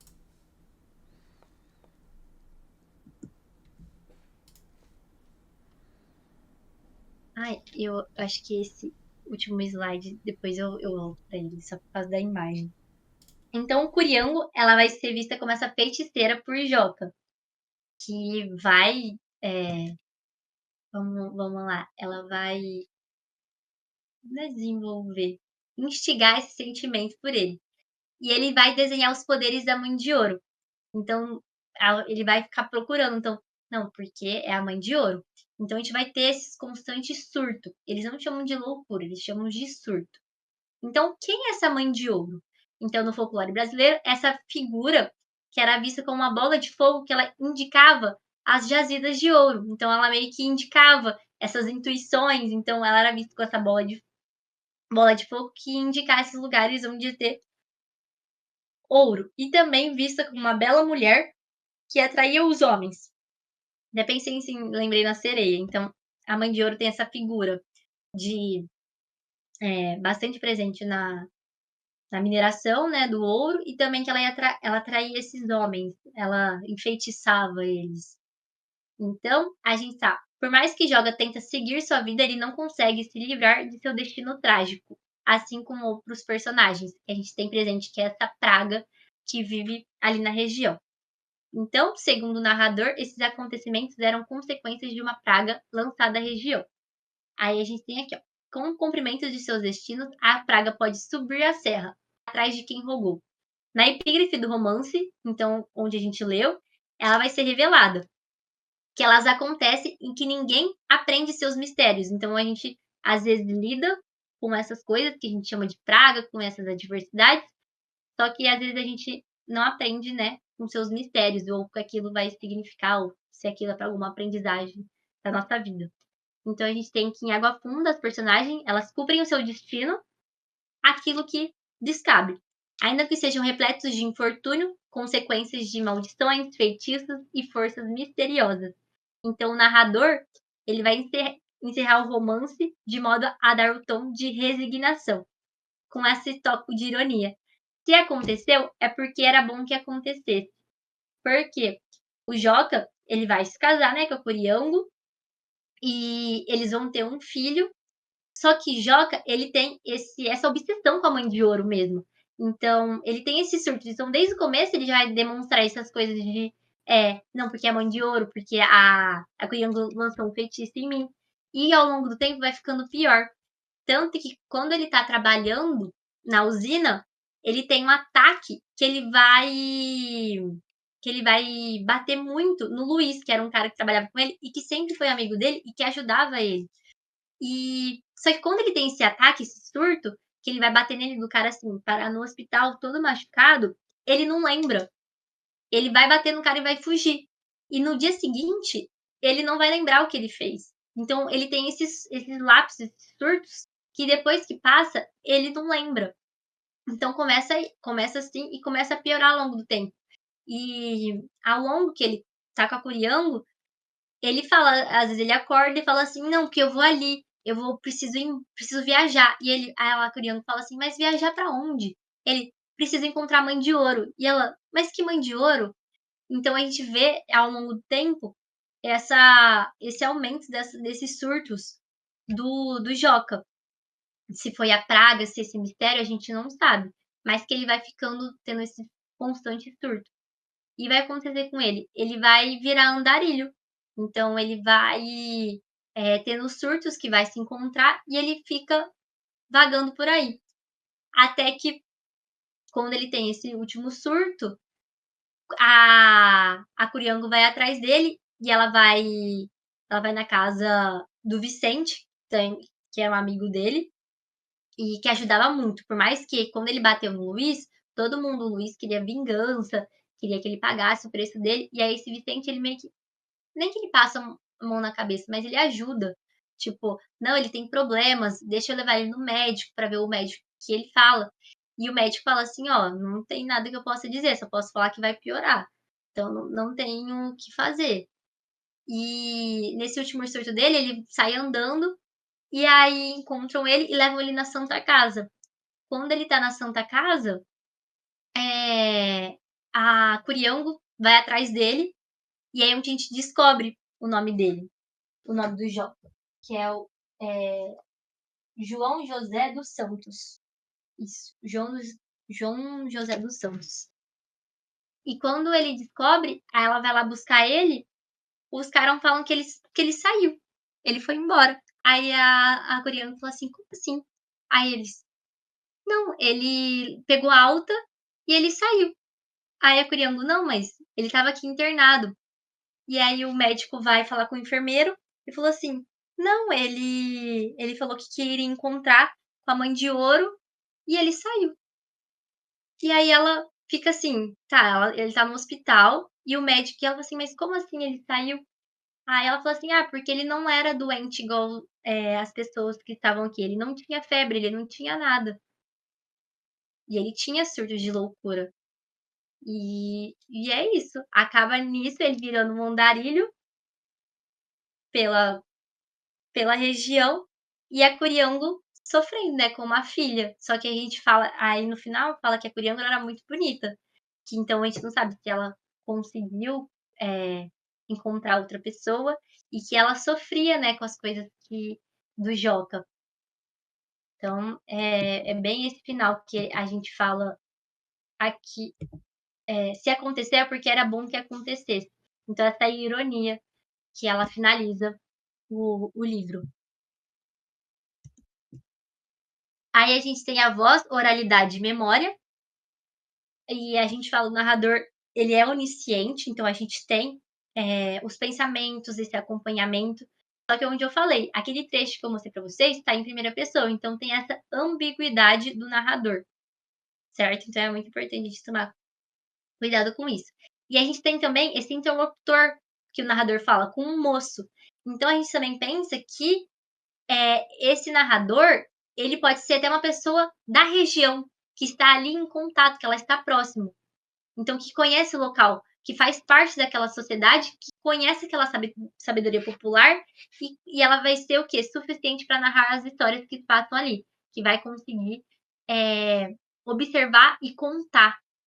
E a gente vê aqui, ó, nesse trecho, o que a água deu, a água leva. Não pode ser que não lhe tenha acontecido nada. O inferno é aqui mesmo, moço.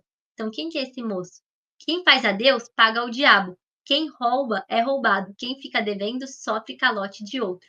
Ninguém faça que não pague. Essa é a lei. Então a gente tem essa memória explícita, os resíduos históricos da sociedade brasileira nessa fase. Então a gente trata-se de uma forma de reconhecer essa narrativa e os espaços ocupados por sujeitos que foram subalternizados ao longo dos séculos. Então por isso que a gente fala que a escrita da Ruth, ela não é caricata. Então, a gente vê esse cotidiano, as pessoas realmente como elas viviam ali. E aí, por fim, a água remete ao próprio título do livro, que é esse elemento que vai indicar esse movimento constante e essa passagem do tempo. Então a gente fala que é possível mergulhar nessa água, nessa história, para observar diferentes momentos históricos, uma vez que ela é o próprio meio dessa travessia do Atlântico. O que é essa travessia do Atlântico? Que é esse caminho percorrido e que aconteceu das passagens dos escravos para o Brasil, que vai ser esse elemento fundamental para a nação, apesar dessa passagem do tempo. Gente, eu tô forçando assim, porque minha avó, sabe quando eu tô falando muito e ela não tá saindo? Ô, Pode Rafa, falar, posso só te interromper rapidinho? pode. Conforme você foi falando sobre a água, eu lembrei muito de Olhos d'Água. Eu até coloquei ali no chat. Eu não sei se a Dona Conceição se inspirou na Ruth. E faz sentido se inspirar, porque a Conceição, ela é do interior de Minas. Ela também é uma mulher preta. Então eu fiquei pensando muito sobre isso, sabe? E a questão da água Uhum. também como um elemento fluido, essa mudança de tempo. A questão também dos elementos africanos, tipo Iemanjá, por exemplo, né? Religiões de matriz africana, eu quis dizer. Então, nossa, eu gostei bastante. Que pena que são de vestibulares diferentes, né? Porque senão poderia ter essa conversa mais profunda. Uhum. Não, demais, gente. É bem isso. É porque Olhos d'Água é que ano? Porque Água Funda é 1946. Não, Olhos d'Água é contemporâneo. Eu acho que é de 2014. É bem recente. Por isso que Ah, eu acho que é? a Conceição se inspirou na Ruth, entendeu? Uhum. Nossa, não, com certeza. Não, a gente pensar em 1946, sabe? É, é, Uhum. é muito tempo. E por que não era comentado? Aí eu trouxe as considerações finais, só mesmo pra gente esse panorama, né? Então são 15 capítulos, essas duas histórias que eu contei. E aí, o que eu falei, nos 4 capítulos, a gente tem assim a Carolina, essa proprietária de escravos, e a sua filha, Sinhazinha Gertrudes, que vai se apaixonar pelo capataz e foge. Aí tem os capítulos seguintes, que a história se passa 50 anos depois, que a gente depois vai observando mesmo, né? Que passou esse tempo. E aí era o Joque Curiango, neta de Miro, que é o irmão de Sinha Carolina, então por isso que é sobrinha neta. Aí Joca vai conquistar Curiango, mas após o casamento sofre surtos, então nunca fala chega de loucura.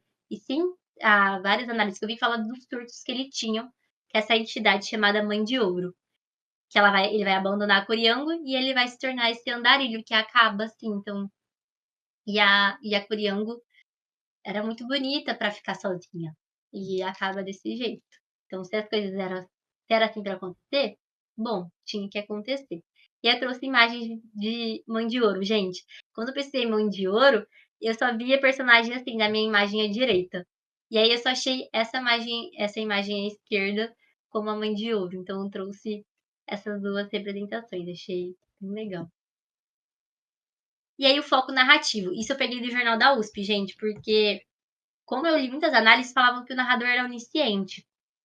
E aí o jornal da USP, próprio uma professora da faculdade da USP, falou, né? Então esse foco narrativo, a gente não pode falar que ele é só uma coisa, ele é uma ambiguidade. Então tem esse mistério que vai articular com a atmosfera geral, que ela vai afirmar. Então a gente tem as histórias de Sinhá e Joca são contadas em terceira pessoa. Então, certas vezes a gente tem essa postura onisciente, né, que está presente ali nos pensamentos, nos acontecimentos, e a gente tem marcas do uso da primeira pessoa, do narrador. Esse diálogo que a gente vai ter com esse interlocutor anônimo, que vai ser esse moço. Então, a gente tem essa postura dúbia, né, que ela fala. O narrador é aquele que conta uma perspectiva externa, o que acontece nesse ambiente, mas também é aquele que narra como um sujeito integrante. Então, que vai fazer parte da comunidade, dessa cultura regional rural e caipira. Certo? Obrigada. Certo. Nossa, minha garganta. Peraí que minha mãe trouxe água. E é isso, gente. Trouxe do Jornal da USP mesmo, porque eu acho que pode ser que eu vi até o diretor da FUVEST fala que muitas questões que eles pegam da própria banca é desse jornal da USP. Então eu achei interessante trazer para vocês. Aqui as diferentes edições de Água Funda. E agora, como no finalzinho mesmo, eu peguei pra gente relembrar as outras obras. Então, o que Água Funda pode relacionar com as obras da FUVEST? Ou até que a gente foi falando também da Unicamp, do Olhos d'Água.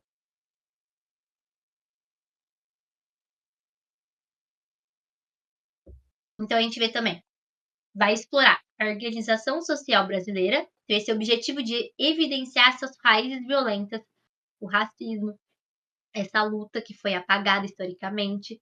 A gente pode ver onde a gente pode ver também, né, o Romanceiro da Inconfidência, né, de Cecília Meirelles, em Dois Irmãos, e também alguma poesia de Carlos Drummond de Andrade, que vai ser a nossa próxima obra no próximo mês. Então, principalmente no poema da infância. Até nem vou, enfim, aprofundar tanto, porque a gente vai falar na próxima.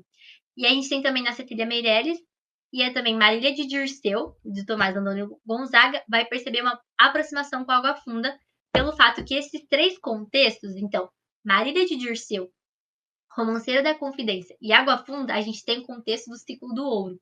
Então, bastante importante dessa questão da terra, se faz muito latente. Isso onde eu peguei, gente, foi da FUVEST. Então, a gente pode até ver, eu já vi questões que se relacionam com temáticas. Então, isso aqui se passa em quais livros? Que aí você tem que colocar. Então, isso que eu peguei é tudo do Jornal da USP, tá bom? E aí, essa imagem também, né? Uma escritora negra que triunfa quando ela foi postada, a Ruth Guimarães. Então, a gente vê essa permanência dessas estruturas sociais e preconceitos estão sintetizados na alegoria presente no livro de Ruth Guimarães. Aqui o título se refere, então, água funda. Então, essa imagem da água corrente é frequentemente usada como um símbolo de efemeridade e irreversibilidade do que se passa.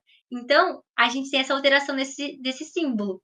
Então, água é sempre visto como água corrente, que está sempre uma coisa efêmera. Só que é água funda? Então, são esses problemas sociais que estão ainda presentes, eles ainda não foram resolvidos. Então, por mais que a gente tenha a imagem da água efêmero, passageira, não, essa água funda o quê? Não, ela traz ainda problemas enraizados na mentalidade brasileira, certo? Nossa, Então, eu achei um negócio aqui enquanto você estava falando, eu estava pesquisando, né, das influências que a gente estava falando aqui. Achei uma entrevista dela falando sobre isso. Eu acho interessante.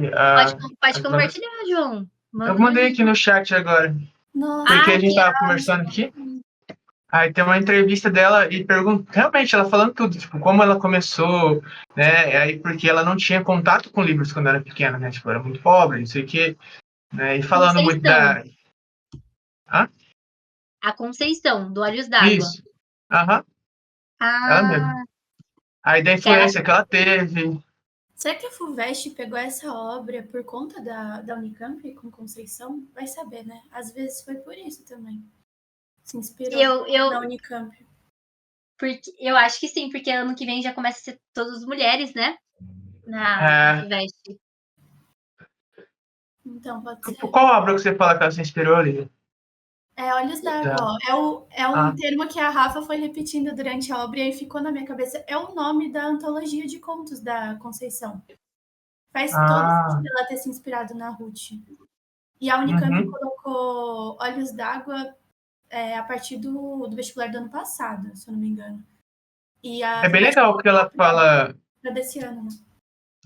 É bem legal que ela fala ali até do Machado.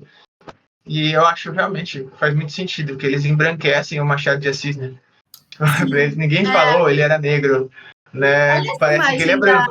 Da Ruth, como também embranquece, né? Dá pra perceber. Mas é que também tem a questão de como que as imagens eram feitas na época, né? Aham, Mas também nas caricaturas a gente pode sim afirmar que tem o embranquecimento. Muitas sim. Ó, caricaturas machadianas. esse negócio das entrevistas, se vocês acharem dos autores, desses mais novos que caírem, é muito bom. Pensando ainda mais na Unicamp. A Unicamp gosta muito de contexto, de tipo, pegar influências, como a gente estava conversando aqui, contexto histórico, porque aquele personagem quer refletir o quê, né? Qual que é aquilo, por que aquele personagem é assim. Então, gosta muito. Se tiver alguma entrevista, procurem, sim, sobre o autor, né? É bem Eu legal, cara. assisti Muito uma bom. da Conceição falando sobre a obra, né? Mas eu, assim, me restringi à obra mesmo. Uhum. E eu falei no debate sobre isso, eu fiz uma parte da entrevista dela. Então, realmente a gente tem que aproveitar, né? Os autores que estão vivos, porque dá Aham. para pesquisar melhor. Nossa. Sim, sempre tem alguma entrevista falando sobre a obra ou realmente falando sobre a vida. Os dois são muito bons, né? Porque, por exemplo, lá do Cartola, tipo, a gente tem que interpretar a música, né? Provavelmente vai cair algo nesse sentido, o que ele queria dizer com aquilo, qual era a realidade da época, não sei o quê, né? E desses livros também, porque para ela trazer isso, também ela criou, como é que falaram aqui? Que ela criou uma... Cadê o texto? Não é bem uma vertente que fala.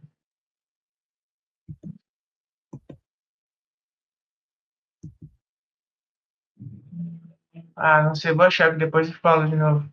Mas que ela criou meio que uma vertente, assim, de escrita, sabe? Um estilo novo de escrita, algo assim. Tava falando aqui. Eu Sim. achei bem legal. Não, E ela fala da influência. a Conceição, ela cria neologismos, igual Guimarães Rosa, sabe? Então ela cria Uhum. palavras. Eu acho isso muito legal na escrita dela. E é porque veio muito da. Ela fala aqui que, como ela não tinha acesso a livros, veio muito da oralidade o conhecimento dela. E depois que ela começou a ter acesso, né, a Uma essas escrita obras e tudo. simples, mas complexa ao mesmo tempo. Aham. Então, como vem da oralidade, ela meio que pegou isso, um modo de assim, neologismo, né? Porque da fala, né? Né, da cultura, como vai evoluindo e tudo. Então, parece que marcou bastante o estilo de escrita dela. Tipo, escrever de forma mais simples, como você falou, né? E essas criações das palavras, assim. Sim, isso aí. Bom demais. Gente, é o último slide, assim, que eu peguei de intersexualidade ainda, mais temas que se relacionam. Só para acabar mesmo. Tá bom, Rafa, fica E à aí vocês já vontade. começarem. Não, é porque senão vai ficar para vocês. Fica puxado demais. Não, fica de boa. Eu tentei ser o mais sucinta possível, gente. Mas espero que tenha passado a ideia geral, assim. E a intersexualidade que a gente tem aqui também é como os sujeitos personagens vivenciam os acontecimentos e são incapazes e indiferentes para o funcionamento da lógica estruturante daquele tempo. Como a gente se vê presente também em Quincas Borba, que o Machado de Assis não é em Água Funda que volta a serenar após a passagem da canoa, mas a constelação do Cruzeiro de Sul que é indiferente ao sofrimento e à loucura e à morte do Rubião. Então, isso é a professora que fala, tá no Jornal da USP. Então, a loucura e a perda da razão é outro tema comum entre as obras de Ruth e Machado de Assis. Então, o que é o do Quincas? O Rubião, ele vai perder a sanidade e ele vai se enxergar como Napoleão III, após ter enganado por Palha e Sofia, e a quem julgava seus amigos. E agora a gente tem a Cruel, sim, a Carolina, ela vai perder a identidade e razão ao ser abandonada e retornar à fazenda como Choquinha, né? A mendiga, que vai ser Andarilha. E essa origem, um nome real, ninguém conhecia. Joca é outro personagem cujo estado psíquico é sempre instável. Então, e nem o Dr. Amadeu, representante da ciência, nem as rezas são capazes de curá-lo. Então, é importante, porque quando ele está sofrendo na loucura, até a Cuyango, ela vai rezar, ela vai fazer promessa para uma santa que para ele ser curado. Só que nem a ciência, né, com o Dr. Amadeu e nem com as rezas dela para santas é capaz de curar. Então isso também é outra parte da intelectualidade de Quincas Borba e Água Funda. E aí eu trouxe uma questão, gente, eu não sei, eu vou depois posso disponibilizar esses slides para vocês fazerem, né, pra gente começar o outro, senão vai ficar muito, longo. E é isso, eu trouxe uma questão, não tenho gabarito, mas depois se quiserem tempo para fazer, eu mando para vocês o e é isso, os agradecimentos, e aí onde eu tirei, as partes dos slides para vocês. É isso, gente. Obrigada por me escutarem. É uma tagarela. Que isso, Rafa. Eu Parabéns. amei Rafa. Caraca, mandou benzaço. de voo. Nossa, Ai, muito, gente, muito parabéns. obrigada. Foi a melhor apresentação sua até agora, assim. Com o tempo a gente vai Cara, melhorando, né? eu ia falar isso Sério? agora. Ou se Não, vocês verem o tanto que vocês evoluíram, não que estivesse ruim no começo, mas vocês foram aprimorando tanto os slides, os materiais, quanto até as falas de vocês sobre os livros, o que vocês trazem. Nossa, dá pra ver o crescimento de vocês sobre as obras aí. Parabéns. Por ai, acaso gente, foi a melhor obrigada. Adoro. apresentação e eu gravei. Que Aí, bom. Assim, tem uns erros de dicção,